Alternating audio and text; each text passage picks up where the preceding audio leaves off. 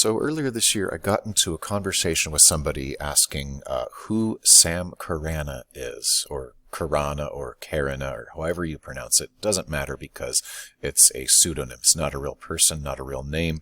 I don't know if anybody actually has this as a last name. So I'll just say Sam Karana. And I kind of, I did a little bit of digging, but in general, I didn't tell anybody with one exception because I didn't feel it was very pertinent. But I'm starting to think that maybe it might be important to know who this is because his work has been getting cited by more people than just Guy McPherson. I've seen Paul Beckwith citing some of his work, and it's very important to understand that Sam is not a scientist and should not be getting cited by real scientists because he doesn't really understand what he's looking at and what he's writing about. Furthermore, I feel this is important because I do note on comments on social media, whether directly on his page or on Reddit or on YouTube or even Arctic News, wherever that one is, Arctic News comments of people just generally feeling poorly, getting anxiety and depression and having mental health issues because of his work. So I feel it's important to talk about. So as we kind of look at his blogger profile, there's all these different blogs that he runs. The one at the bottom here, Feebates, caught my eye. I went to the feebate.net. It's nothing terribly special. In fact, it's just like the one page, and then it links back to Sam Karana's blogger profile. But if you look at the Feebate Facebook page, it doesn't really have anything except for Feebate and a picture of this guy. And I decided to reverse image search it. I didn't find anything other than this being used on other similar websites. So it wasn't very helpful at first, unless I was just not using a very good reverse image search. But I did find, using the word Feebates, this submission to the Senate Select Committee on Climate Policy in Australia, and it was created by Quintessence Limited, authorized by Bernardus and prepared by Sam Karana. So they were talking about Feebates in this.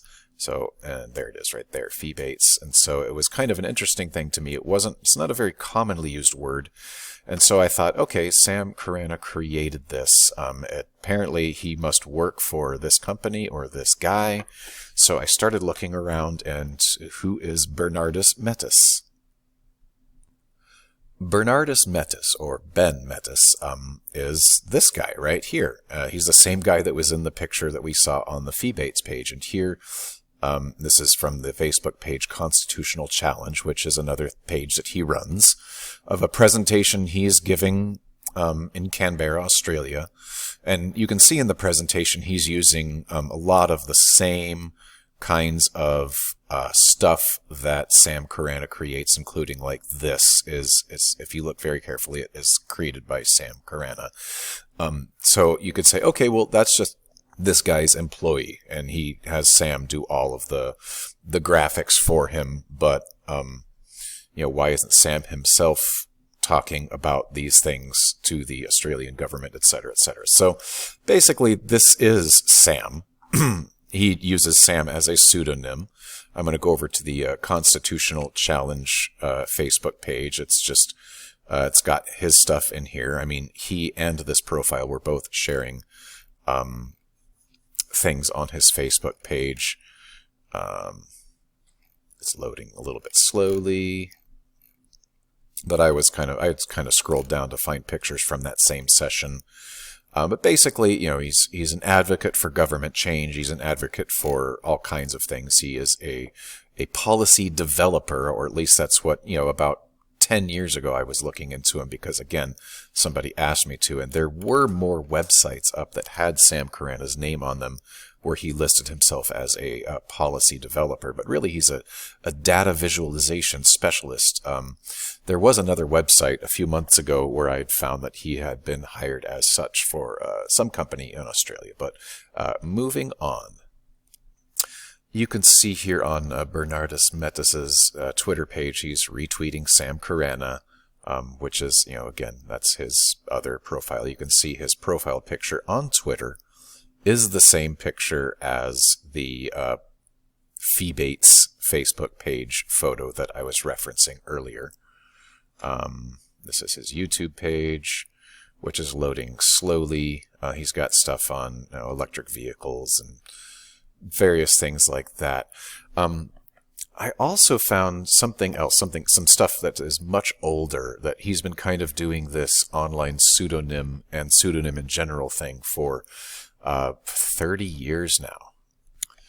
So I found this article that was written by Bernardus that was said it first appeared in the February 1997 issue of Optionality, where he talks about, the decline of the family, the role of the family in modern society. It's being kind of replaced by a governmental and economic system, that we don't kind of stay in extended family groups anymore. It's more about all these other things, and it's, very utopian. He's this may sound utopian.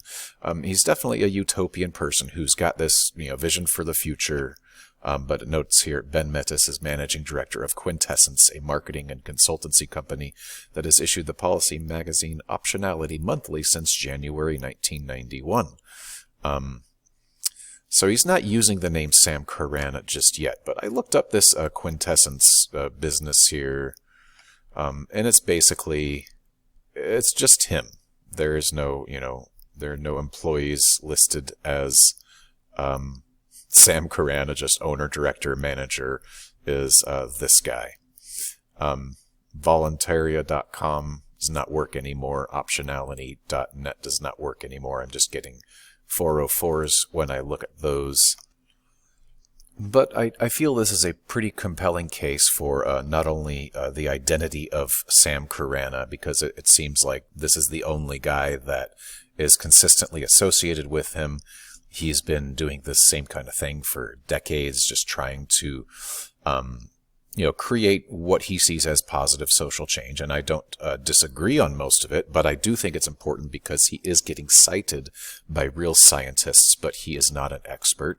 I've seen him do things that real scientists would never do, like putting parts per million and parts per billion on the same graph, for example, which they're going to create some visualizations that most people are not going to understand how to interpret.